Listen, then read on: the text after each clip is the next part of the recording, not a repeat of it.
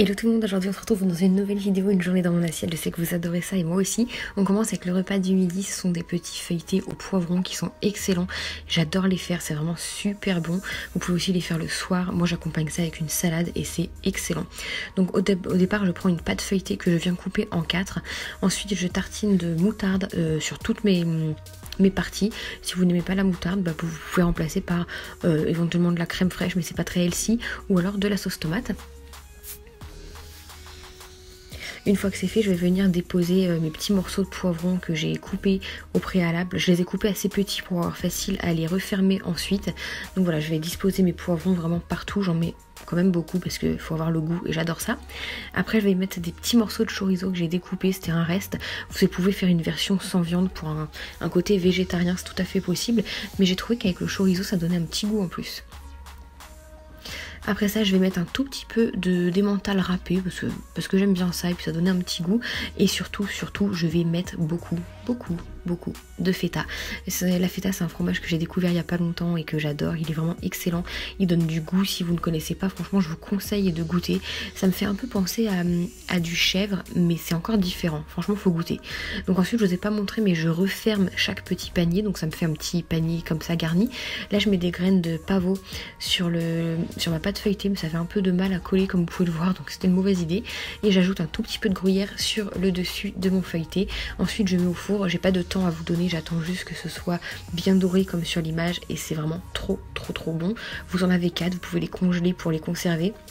Moi en général je fais repas du midi, repas du soir avec et une petite salade, c'est très bon. Ensuite on passe au dîner, c'est des courgettes farcies à ma façon, un peu revisitées. Donc les courgettes je vais venir les éplucher un rang sur deux, j'aime bien faire ça, ça fait un peu gastronomique on va dire.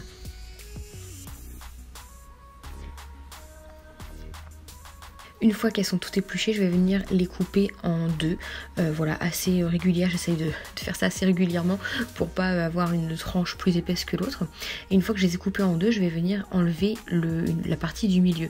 Donc je découpe d'abord avec un couteau, puis ensuite je viens creuser avec ma cuillère.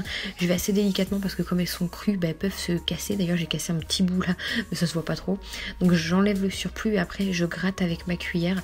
Je fais ça avec une cuillère à café. Franchement ça part tout seul. C'est un peu long à faire. Là j'avais 4 courgettes donc c'était un petit peu long, mais voilà, ça le fait.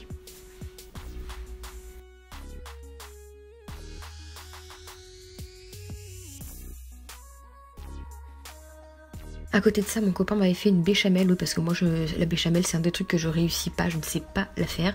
Même si je suis une recette, elles sont toujours ratées. Donc je vais mettre la béchamel dans tous mes trous que j'ai fait pour y laisser la place. Ça ne sort pas comme vous pouvez le voir parce que mes courgettes sont bien droites dans mon plat et j'ai fait ça assez proprement quand même. Il va m'en rester un tout petit peu de béchamel que je conserve pour après. Là je vais mettre mes lardons, enfin mes allumettes sur mes courgettes, sur ma béchamel. J'essaye de pas trop les enfoncer et de pas en mettre trop non plus parce que si on en met trop, si on les enfonce trop dans la béchamel, j'ai peur qu'ils aient du mal à cuire au four. Dans ce cas, il faudrait éventuellement les faire revenir un petit peu à la poêle avant. Moi c'est pas nécessaire vu ce que je mets.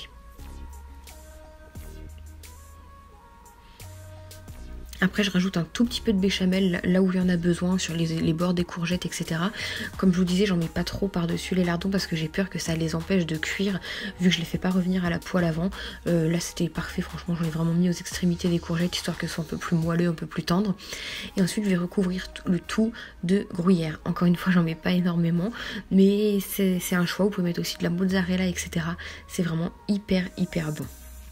Après je vais mettre au four, encore une fois j'ai pas de temps ni d'indication à vous donner, moi j'attends juste que ça gratine, que mes lardons soient cuits, que mon emmental râpé soit fondu et puis après je peux venir déguster, c'est vraiment très bon.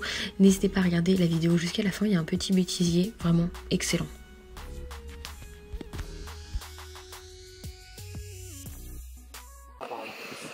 J'ai du mal à faire le focus, t'arrives avec tes gros couverts. C'est mon couteau celui-là. Tu me chies une pendule pour pas l'avoir, tu me rends mes couverts.